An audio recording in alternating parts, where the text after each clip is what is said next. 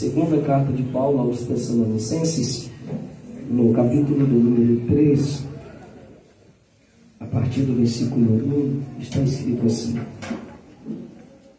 No demais, irmãos, orai por nós, para que a palavra do Senhor tenha livre curso e seja glorificada, como também o é entre vós, para que sejamos livres de homens dissolutos e maus, porque a fé não é de todos, mas fiel é o Senhor, que vos confortará e guardará do maligno.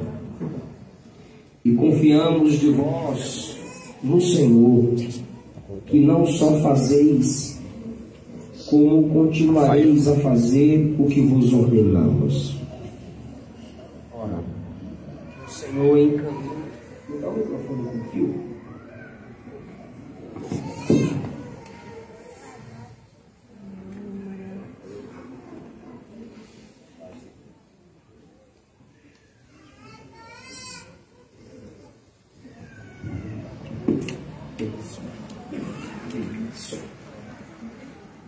Versículo 5. Que o Senhor encaminhe o vosso coração no amor de Deus. Ele tá ruim também, tá bom. Esse outro que ela tá. Tava bom. Só eu devolver o volume. Só devolver o volume. É o azul. Aleluia. Aleluia. Eita.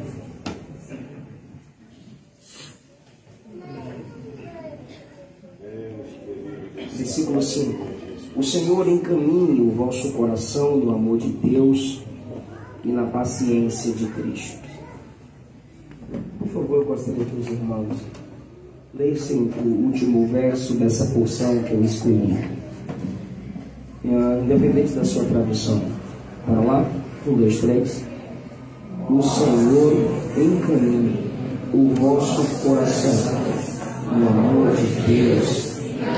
Ciência de Cristo. Glória a Deus. Muito obrigado, queridos, por descer.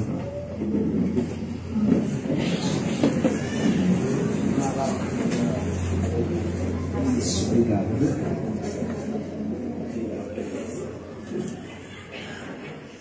Queridos, é um prazer estar com vocês pela primeira vez, para juntos falarmos a palavra de Deus.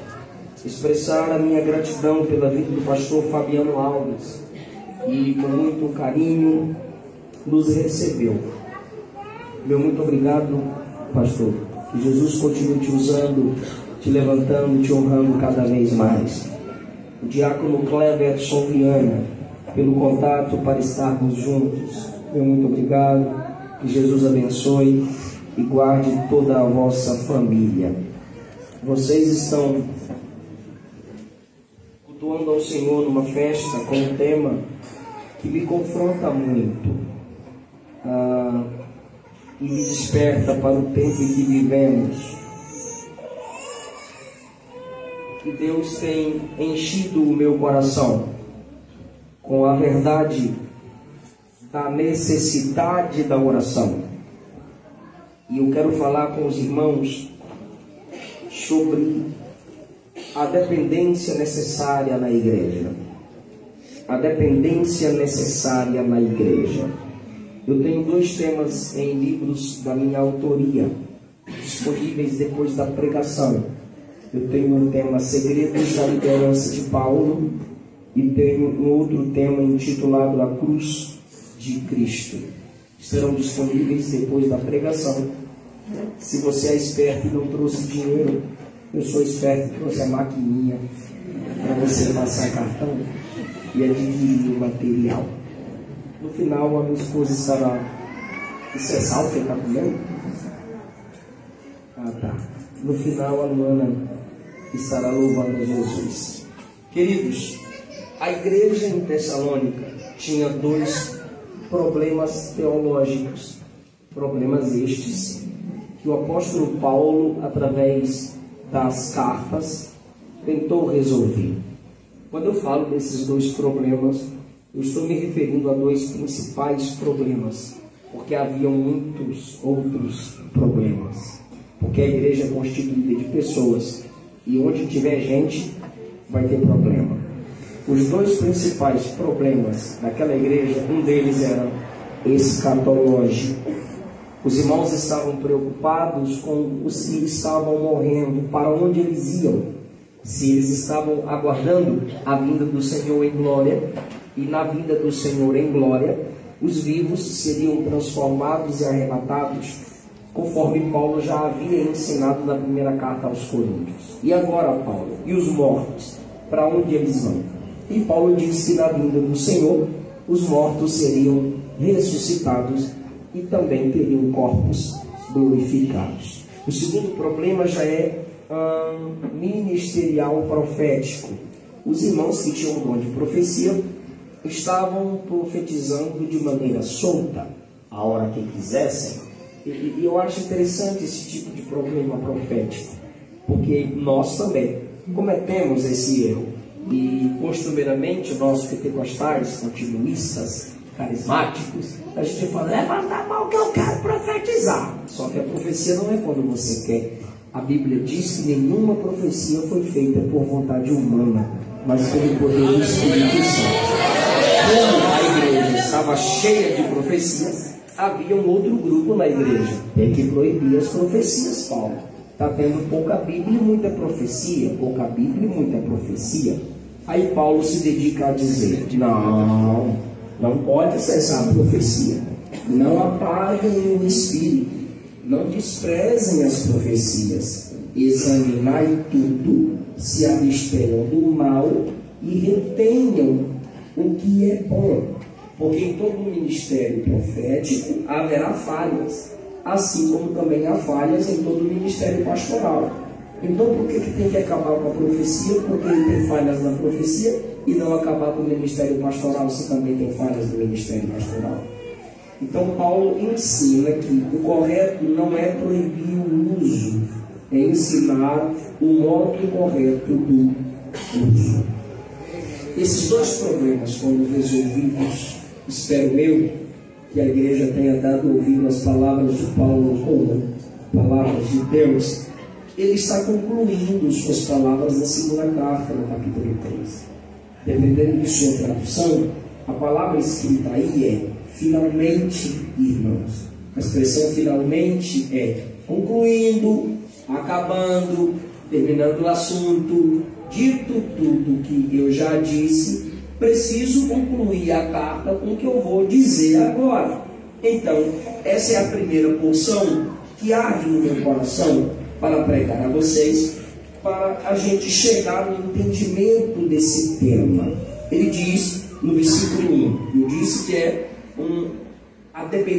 que o tema é a dependência necessária na igreja. Ele começa dizendo: irmãos, orem por nós. Nós quem? No capítulo 1, ele fala por quem ele está pedindo oração. Capítulo 1, versículo 1. Paulo, Silvano, que é o nome estendido de Silas, e Timóteo. São os pregadores, são os ministros, são os apóstolos, são os missionários. Quem me ouve diz amém? Amém. Orem por nós. Paulo está pedindo oração. É uma dependência que o ministro tem da igreja do Senhor. Orem por nós, para que a palavra do Senhor, primeiro motivo, orar por quê? Tem gente que pede oração, ora por mim, para quê? Não sei, só ore por mim. Não é assim. Olha o propósito do pedido da oração. Orem por nós, primeiro, para que a palavra de Deus tenha livre curso, para que a palavra de Deus tenha sucesso, para que a palavra de Deus se desenvolva. Tem quanto tempo que você pediu oração, não por você, mas pelo ministério da palavra? Tem quanto tempo que você dobrou o joelho para que a palavra crescesse mais na nossa nação e na nossa geração? O segundo motivo que Paulo pede oração ainda está no capítulo 3, versículo 1. Ore para que a palavra de Deus seja glorificada. É muito fácil eu, principalmente como pregador, perceber quando o público não honra a pregação da palavra e saio dali criticando. Me preparei para pregar e saí de lá criticando, mas em nenhum momento dobrar o joelho para orar, para que Deus faça com que sua palavra seja glorificada. Interessante é que você pode até dizer, se a palavra é de Deus, Ele vai dar um jeito. Nananina não, Ele é o cabeça, tu é o corpo. Então você tem a sua função. Deus não fará na terra nada que a igreja não o apresente em oração lá no céu. A palavra vai se desenvolver entre nós se a igreja orar por isso. E há dois problemas, irmãos, da nossa geração: palavra e oração.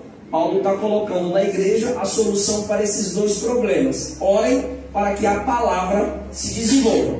Onde houver oração, a palavra se desenvolverá. Onde a palavra se desenvolva, também haverá oração. Se está faltando palavra na sua vida, eu tenho plena certeza que você está orando de modo errado. Se está faltando oração na sua vida, é porque você também está lendo a Bíblia de modo errado. Onde estiver um, há outro. O que Jesus disse? Errais por não conhecerem as Escrituras e nem o poder de Deus. É conta conjunta. Atos capítulo 6. Os apóstolos disseram: nós perseveraremos no ministério da oração e da palavra. Não tem como separar os dois. Na palavra é Deus falando com a gente. Na oração é a gente falando com Deus. É o equilíbrio que toda igreja precisa ter: palavra e oração. Nós pentecostais precisamos ler mais Bíblia, e os nossos irmãos reformados precisam orar mais. A igreja do Senhor precisa se equilibrar em palavra e oração. Segundo motivo que Paulo pede oração: para que sejamos livres de homens maus. Versículo 2: para que sejamos livres de homens dissolutos. Homens dissolutos aqui, gente, são perversos, pervertidos. E a expressão perversos aqui é distorcer, distorcidos. Paulo está pedindo oração à igreja para que ela ore pelos ministros de Deus, para que estes ministros sejam livres de homens que distorcem. E homens que distorcem, na linguagem paulina, são homens perversos ou homens pervertidos.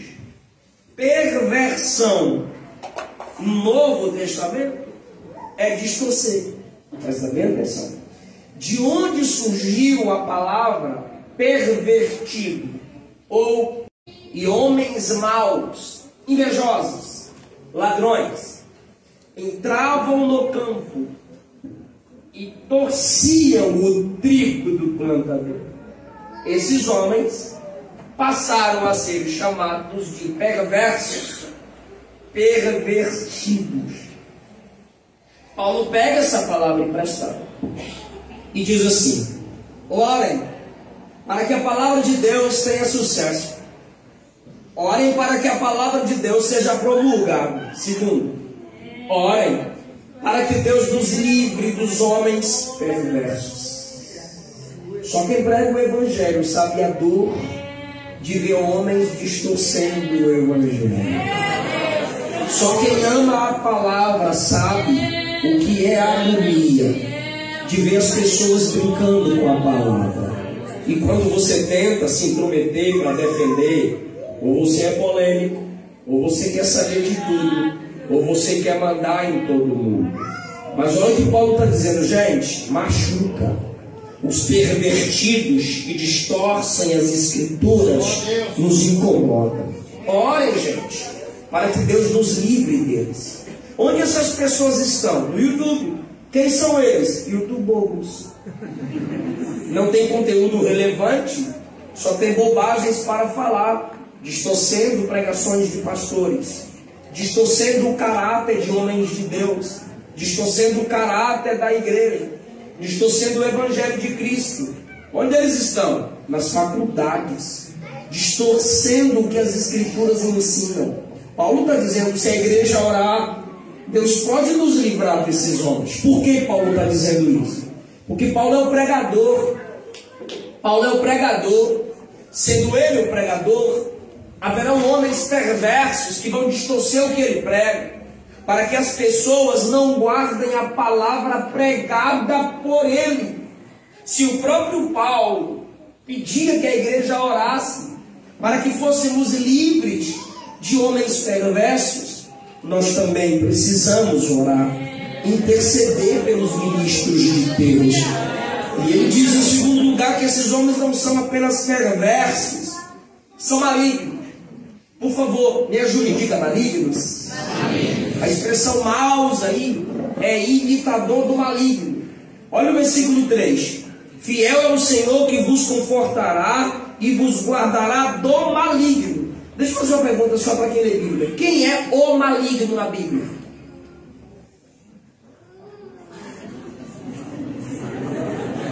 Vou mandar uma caixa de revista Escola Dominical para cá. Quem é o maligno? Não vou falar, vou esperar. Hã? O inimigo, vou dar um rolinho para a menina. Dá para ela. Amém, sua irmã. Vou perguntar de novo quem é o maligno na Bíblia. O capeta. O Satanás. Então presta atenção. No versículo 3, Paulo está dizendo: o Senhor vos guardará do maligno. Quem é o maligno? Não me estressa. O diabo, o inimigo. Eles falam bonitinho, o inimigo. Eu sou baiano, é o Satanás, o cão. Então, Paulo diz: o Senhor vai guardar vocês do maligno. Mas no versículo 2 ele diz: orem para que Deus nos livre de homens maus.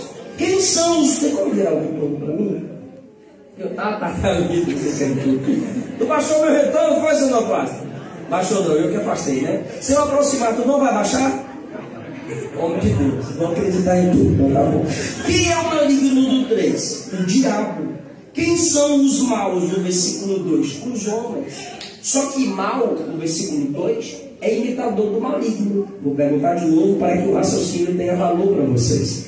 Quem é o maligno na Bíblia? Quem são os maus no versículo 2? Os homens. Tá mexendo. Pode baixar, eu sabia. Então é o seguinte: o mal é o imitador do maligno. Os homens perversos são imitadores do maligno. E Paulo disse que ele é imitador de quem? Não vai estressar eu, mas não. Paulo disse que ele era imitador de quem? De Cristo. Os maus no versículo 2 aqui são imitadores de quem?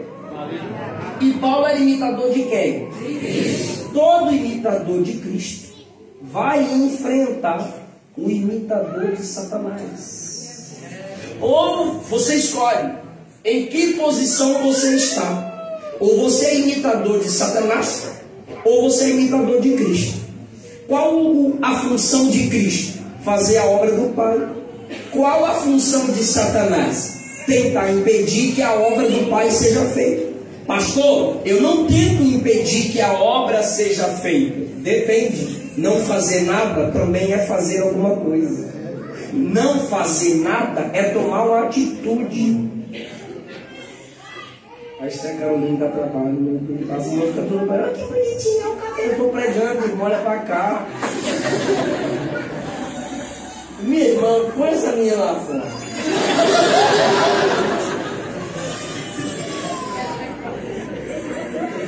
A irmã é autona, pega Esther no colo, todo mundo olha para lá. Amém? Amém. Quando você não faz nada para o benefício da obra, você pode estar sendo uma pedra de tropeço no caminho de quem faz algo por essa obra.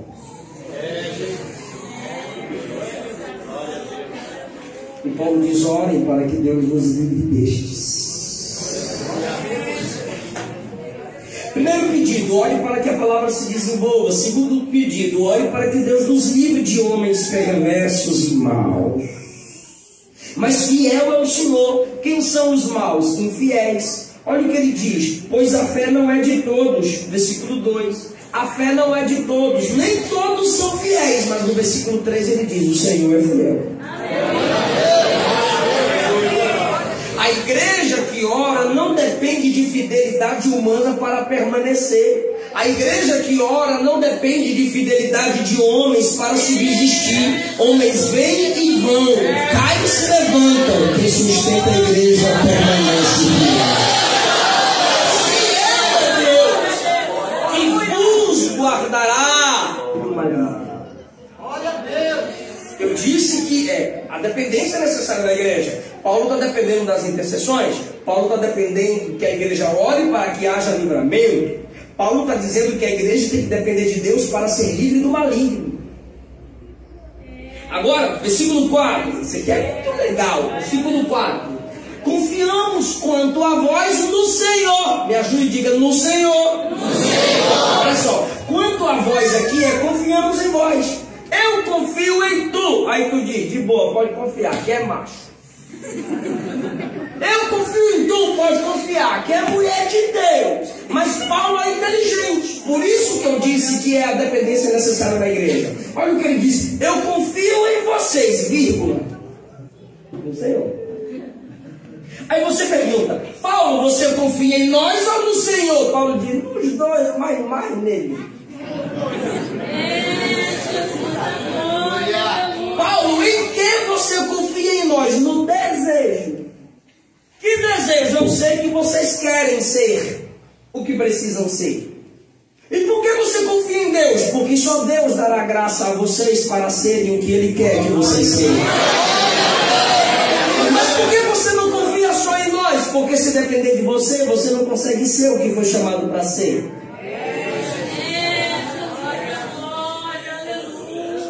É por isso que você tem que orar pelo seu marido, minha irmã. É por isso que você tem que orar pela sua esposa, meu irmão. É por isso que você tem que orar pelo seu pastor. É por isso que você tem e nós temos que orar uns pelos outros.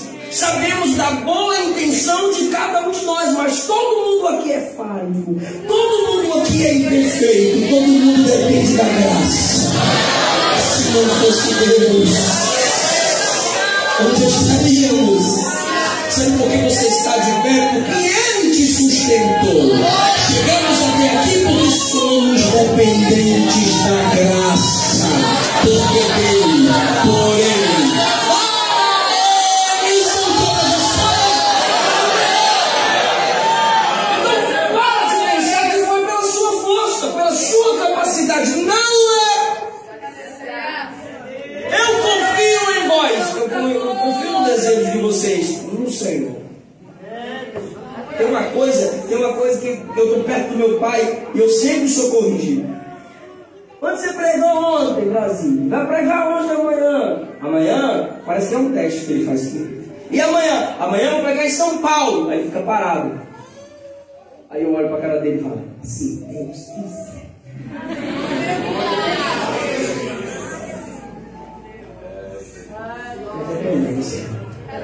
Paulo é o apóstolo, Paulo é o pregador, Paulo é o ministro, está ali ministrando a palavra escrita. Aí de repente ele fala: mas eu confio que vocês vão não só fazer, mas vão continuar fazendo o que eu estou mandando no Senhor.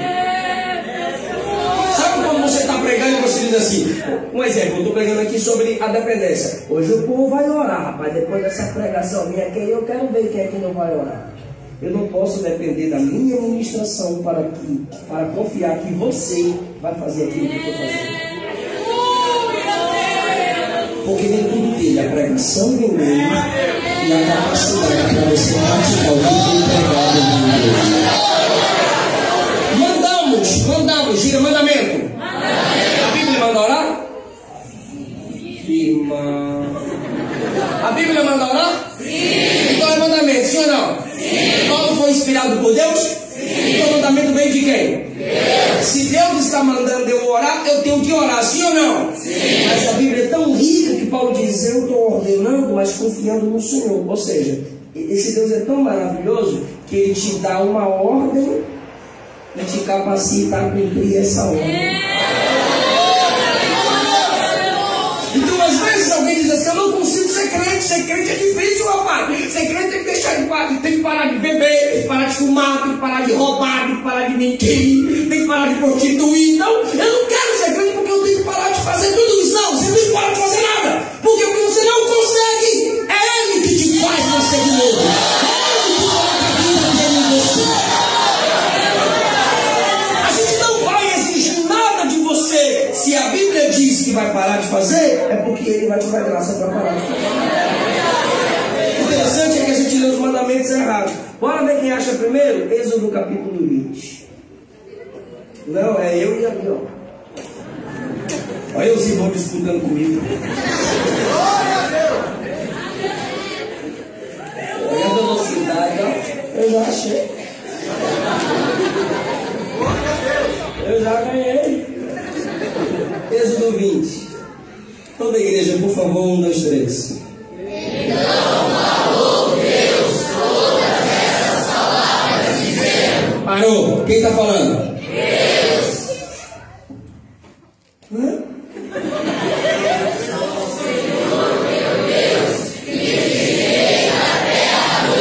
Parou. Eu sou o Senhor teu Deus que te tirei da terra do Egito. Ou seja, vocês não são mais escravos. Pensei que tu ia me estressar de novo. Vocês não são mais escravos. Versículo agora 3. Não terás outros deuses diante de mim. Ok, aqui começa o que? Os 10 mandamentos. Só que a gente lê os 10 mandamentos a partir do versículo 3. Não farás, não farás, não farás, não farás. Foi Deus que mandou. Não, Deus não exige se mostrar o que Ele fez. Ele só está dando mandamentos para quem Ele libertou. Eu já libertei vocês. Vocês já são livres. Já estão debaixo da minha mão. Já estão debaixo da minha mão. Porque eu fiz isso, façam isso. Então, irmão, esse é um contexto que nós temos que nos acostumar. Porque o apóstolo Paulo ensina: orem por nós, para que a palavra seja propagada, para que o Senhor nos livre dos homens maus e perversos, pois a fé não é de todos, por isso eles são perversos, mas fiel é Deus que vos guardará do maligno. E nós confiamos que vocês vão praticar tudo aquilo que nós vos ordenamos, mas confiamos no Senhor, não em vocês, porque é Ele que capacita vocês a obedecer aquilo que Ele está mandando a gente ordenar a vocês. Olha a dependência no versículo 5. Que o Senhor encaminhe o vosso coração no amor de Deus. De novo, ele está falando que a igreja não consegue direcionar o coração para o amor. Eu não posso pegar o microfone e falar para vocês: ame, perdoe. Não, isso é coisa de coach. A Bíblia não é assim. Olha o que a Bíblia ensina: que o Senhor conduza o vosso coração ao amor de Deus. Ou seja, se depender de você, seu coração só vai amar você. Se Deus não me ajudar, meu coração não é direcionado ao amor de Deus. Eu não falei amor a Deus. O texto diz amor, que é amar com o amor que Ele ama. Piorou. Por quê? Porque a gente quer amar com o nosso amor. E o nosso amor é centralizado em nós. E a gente ainda biblifica o nosso amor. Quer ver? Temos que amar o próximo como? A nós mesmos. Então, como eu tenho que te amar como eu amo eu, então eu vou beber água primeiro. Eu mato a minha sede, mas depois eu matar a sede de tu, porque eu não posso te amar sem amar eu. Olha, eu posso até te ajudar, mas primeiro para mim, né? Aquela conta do Chaves, 3 para mim, 2 para tu. Por quê? porque a Bíblia diz que tem que amar o próximo como a nós mesmos. Ok. Amar o próximo como a ti mesmo, Jesus estava repetindo o que havia sido dito lá em Levítico, para cuidar do estrangeiro quando entrasse na terra, para que o estrangeiro não passasse fome. Aí Jesus diz: ouvistes o que foi dito, amarás o teu próximo como a ti mesmo. Mas amar o próximo como a ti mesmo não é uma das... Se não pegar, não pega. Vai voar, vai ficar voando. O mandamento de Jesus não é amar o próximo como a ti mesmo. O mandamento de Jesus está lá em João capítulo 13. Ame o teu irmão como eu amei você. Eu te amar como eu me amo é um nível. Eu te amar como Cristo ama nós. Que o Senhor encaminhe o vosso coração ao amor de Deus. Porque se depender de mim, meu coração vai ser centralizado em mim. Se depender de você também, porque tu não é melhor que eu desse jeito. Ou seja, você vai chegar no espelho e falar: grandioso és tu, grandioso és tu. Vai chegar a gente no espelho, né? Lindo, lindo, lindo. Aleluia! Toda a glória é minha e de mais ninguém. Se Deus não encaminhar o nosso coração, isso está em nós desde Gênesis 3. Quando nossos pais caíram pela soberba, toda a humanidade caiu, toda a humanidade foi envenenada. Adão, chega de ser criatura. Adão, está na hora de você ser Deus. Você vai saber tudo, Adão. E Adão quis. Isso está intrínseco à nossa natureza humana caída. Aí Paulo, que está pedindo oração, ao mesmo tempo está orando para que a igreja seja conduzida ao amor de Deus. Tem coragem de levantar a mão? Ensina a amar Jesus, diga isso.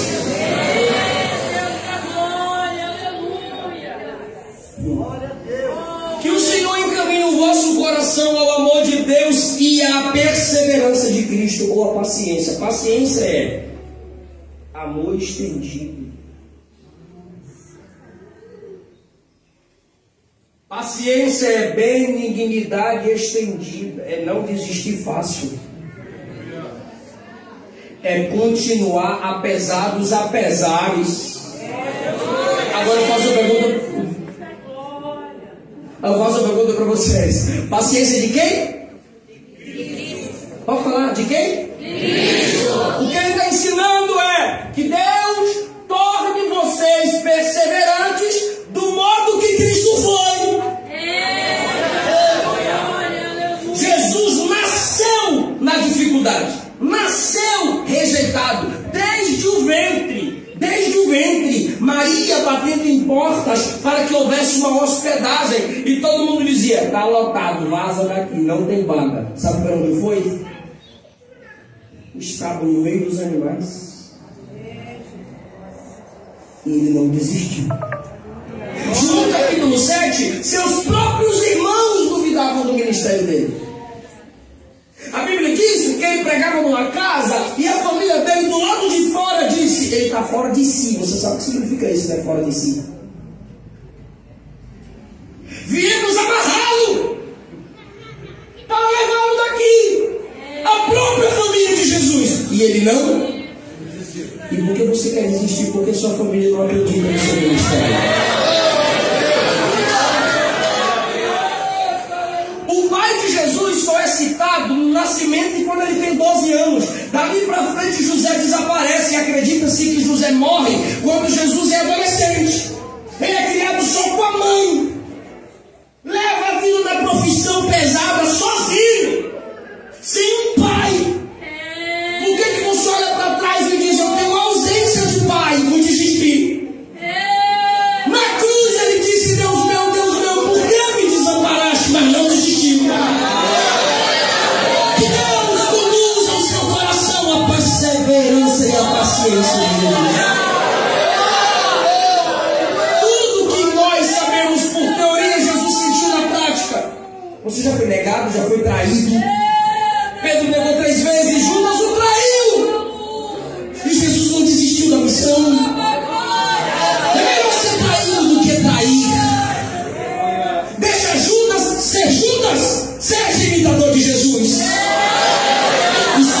Santo está falando a alguém aqui essa noite. O Pai coloca dentro de você a força, a perseverança de Jesus.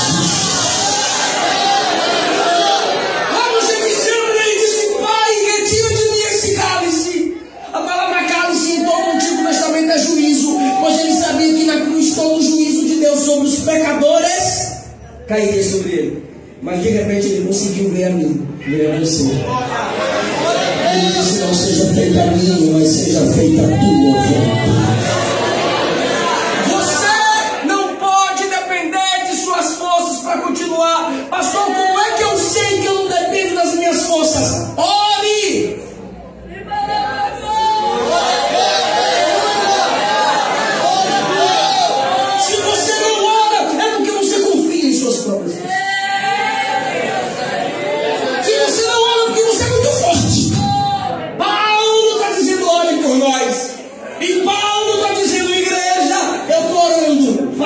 Guarde vocês do maligno. Igreja, eu estou orando para que Deus conduza o coração de vocês em amor. Igreja, eu estou orando para que vocês tenham a perseverança de Jesus. A gente precisa de oração. A gente precisa orar uns pelos outros. A gente precisa um segurar no outro. Eu preciso da presença de Jesus nessa palavra.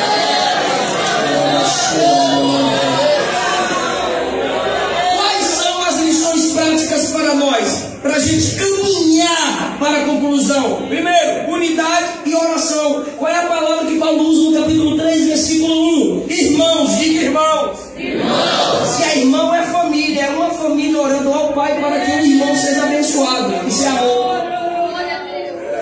Onde tem amor, vai ter oração. Já falei para minha esposa, a maior prova do seu amor por mim é a oração. Aí hoje ela falou com ele que orou 3 anos para casar comigo. Eu falei: eu sou caro. Quem ama, ora. A igreja que ama tem oração. Às vezes você pode fazer mais por alguém orando por ele do que fazendo alguma coisa por ele. Repito, às vezes você pode fazer mais por alguém orando por ele do que fazendo algo por ele, do que trabalhando para ele. Está preparado para a glória? Quando você faz algo, só você trabalhou, mas quando você ora, Deus trabalha. E a obra de Deus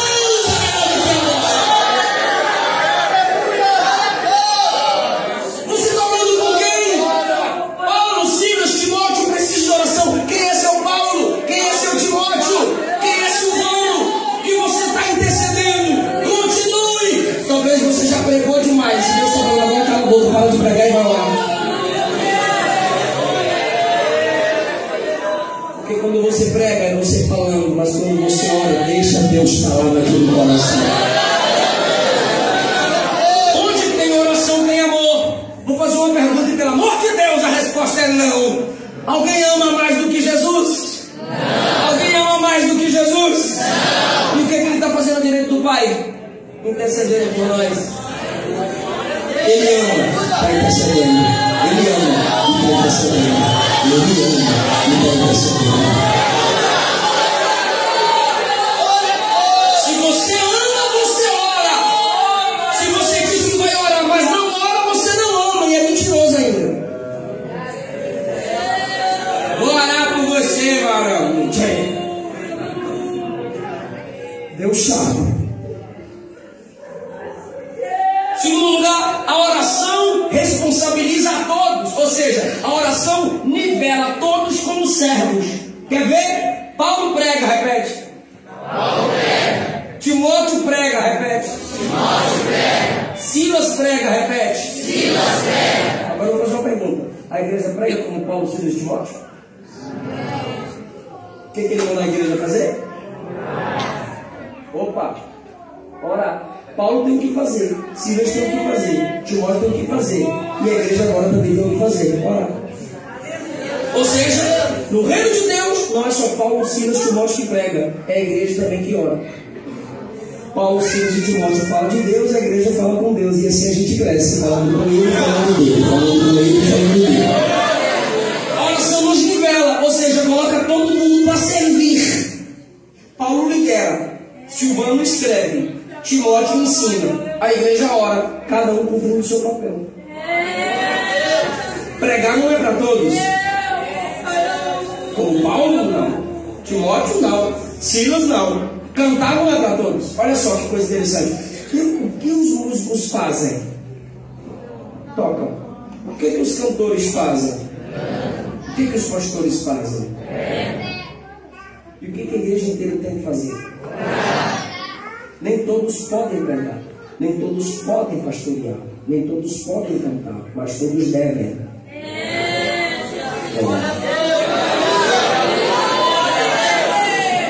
Se tem algo na Bíblia que é a missão de todos,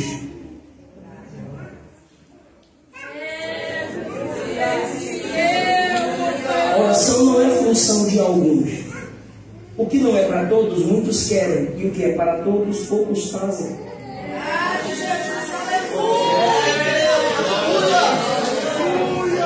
Vou falar para minha esposa e você fala para alguém.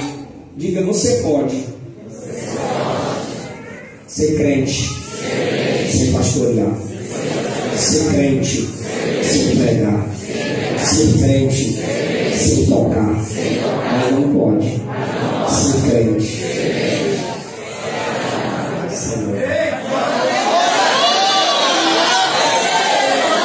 Eu estou vendo aqui que tem gente que não gostou.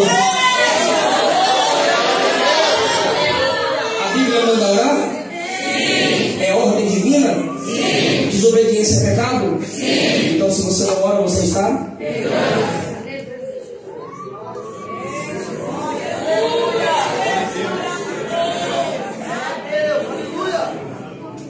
Qual outra lição prática que temos aqui? Primeiro, é que onde há unidade de irmãos, a oração. Segundo, a oração nivela todos no serviço. Irmão, você conhece alguém? Responde pelo amor de Deus. Você conhece alguém famoso porque prega? Famoso porque canta? Sim. Famoso porque escreve? Sim. Famoso porque ora?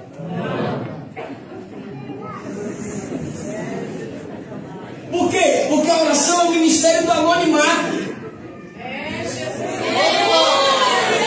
Para pregar tem que ter técnica, sabia? Distanciamento do microfone, imposição de voz, como começar meio da mensagem, como concluir, homilética, hermenêutica, exegese, introdução, exposição, aplicação, conclusão, técnica. Para cantar tem que ter técnica. Esmirilá. Melismas, tem várias técnicas na música. Vamos perguntar para os meninos que cantam e tocam aí. Tem técnicas para pastorear. Temos a psicologia pastoral. Temos os métodos de escolha de cargos. Quem vai liderar cada departamento para pregar, liderar, cantar, tocar. Tem que ter técnica para orar, não. Quanto mais natural, mais poderosa é a oração.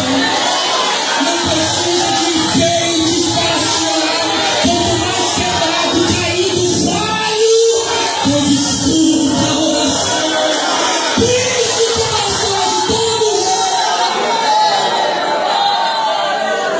Estou me falando da glória a Deus lindo. Quando eu prego, você vê. Quando você canta, eu te vejo. Quando ele pastoreia, eu vejo.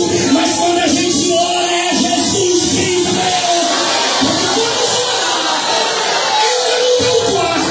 Fecha a porta, ora em secreto. E teu Pai, que te vê, que te vê, que te vê, que te vê, que te vê, que te vê.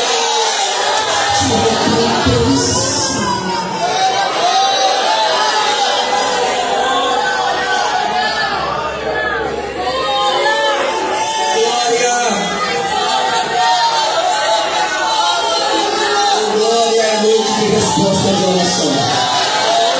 A noite de resposta para quem ora e avivamento para quem não ora.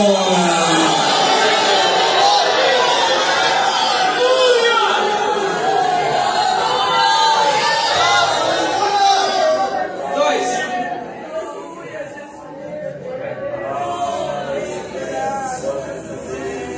É um. Menos um. Rogai por nós para que a palavra do Senhor tenha livre curso e seja glorificada.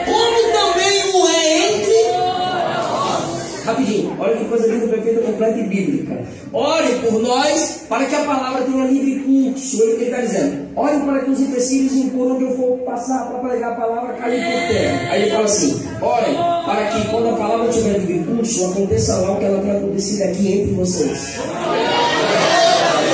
Está dizendo, irmão Cleverson? Paulo está dizendo, meu Cleverson, que a igreja tem que orar aqui para que aconteça lá, porque já acontece. Paulo está dizendo, pastor, que minha experiência é fundamento para que eu ore para Deus fazer na vida de outro o que Ele já fez na minha.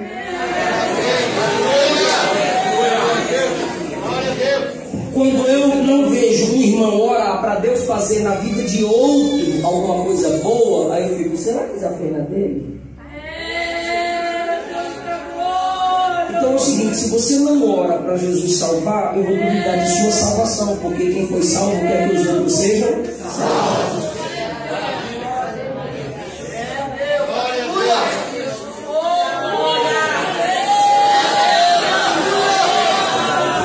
A oração é para que Deus faça em outros o que Ele fez em nós. Ou seja, quando você intercede, você está se colocando como modelo. Vou dar um exemplo: Moisés teve que desistir em Números 11, e Deus disse assim: olha, eu vou derramar do Espírito que está sobre ti, sobre 70 varões. Aí os 70 varões começaram a profetizar. Aí acabou o culto da profecia. Aí 68 pararam de profetizar, e 2 lá longe: Moisés, assim, não sei como é que glória. Aí vieram Moisés e disseram: o culto já acabou, os cabras estão lá no manto. Tem que ter decência e ordem. Aí Josué falou para Moisés: meu Senhor, proíbe isso. Olha a resposta de Moisés: quem dera que todo Israel fosse profeta e que o Senhor lhes desse do seu espírito. Moisés está desejando que eles tivessem o que Moisés já tinha. Será que o fato de você não orar por ninguém é soberba, orgulho, ou porque você não tem nenhuma experiência com Deus?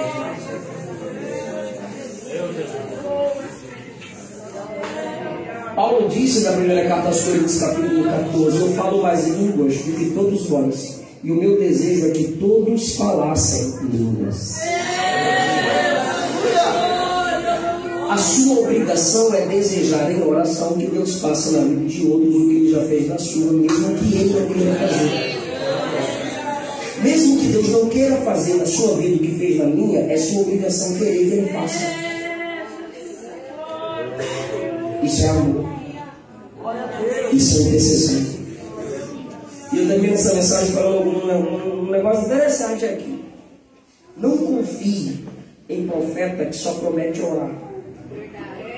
Venha no meu Facebook e coloca a mão na tela, o Pix está anotado aí, e coloca a mão na tela que eu vou colocar a minha mão na tela também, eu vou orar por tu.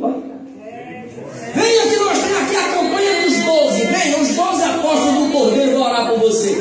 Venha para a campanha que nós temos aqui os 308 de Abraão, venha que nós vamos orar por você. Tu nunca pede oração, tu só ora, tu é o bichão mesmo.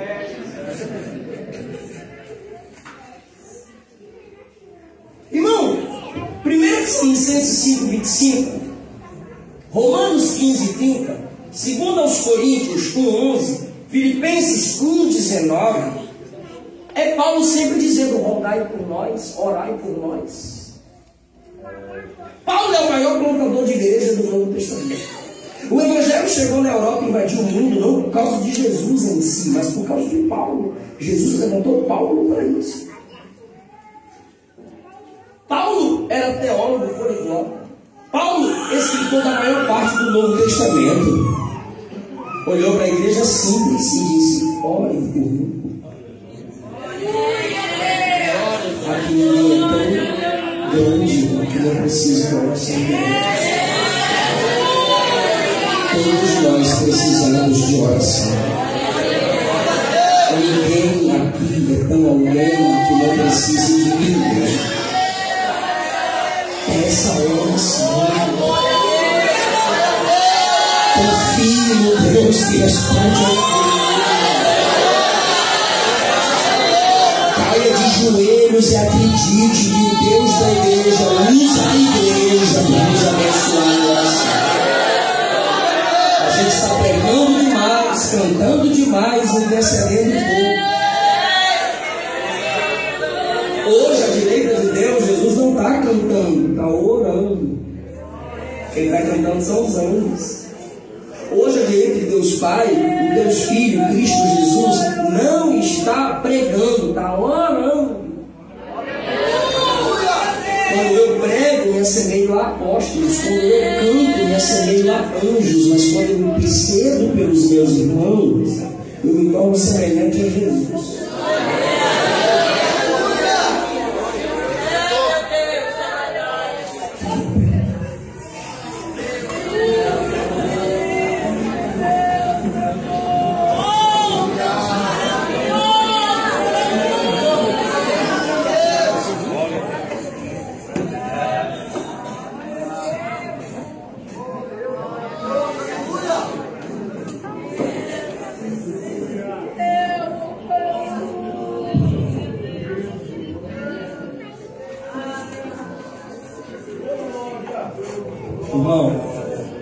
Irmão, tem quanto tempo que você não tira um período de oração? O tempo que você está sem orar revela a sua distância de Deus.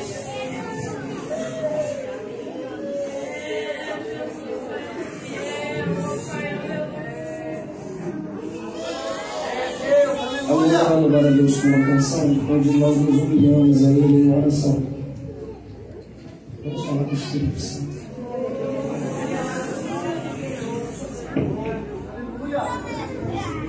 Você vai colocar o bebê daqui, Cleves?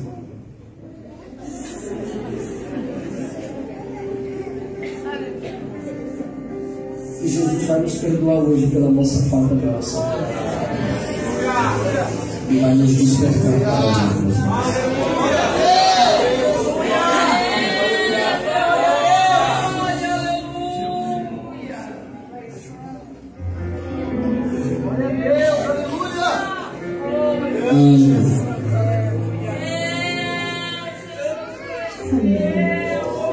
Senhor, tem misericórdia de nós.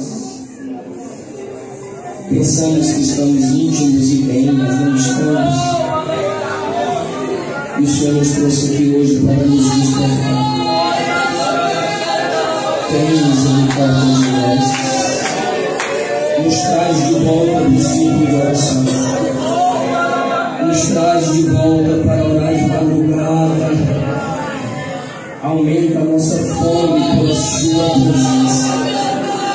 Aumenta a nossa fome pela palavra. Encharca nosso coração de amor pelos nossos irmãos.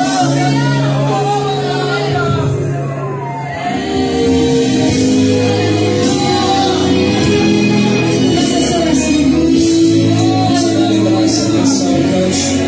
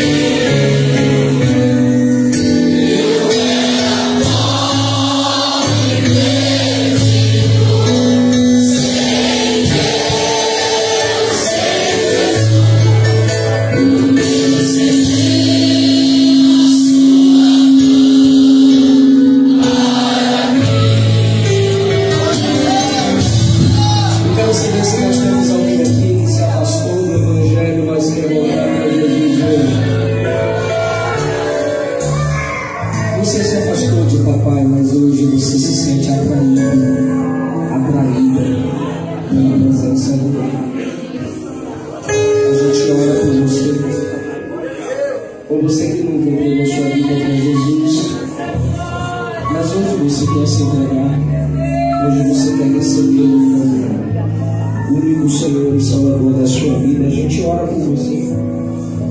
Se tiver alguém, vem cá na frente para a gente orar por você.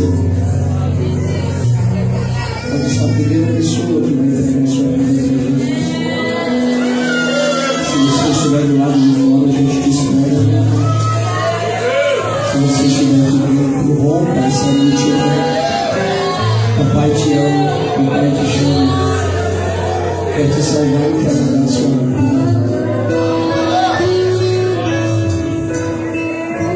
Jesus tem vindo e vindo para mudança para você. Através da oração, Ele vai te dar graça e você vai vencer o mundo do pecado e diabo. Jesus não exige nada de você que Ele não te capacite a fazer. Novo nascimento é só o Espírito Santo que faz. Se não temos, eu quero agradecer assim.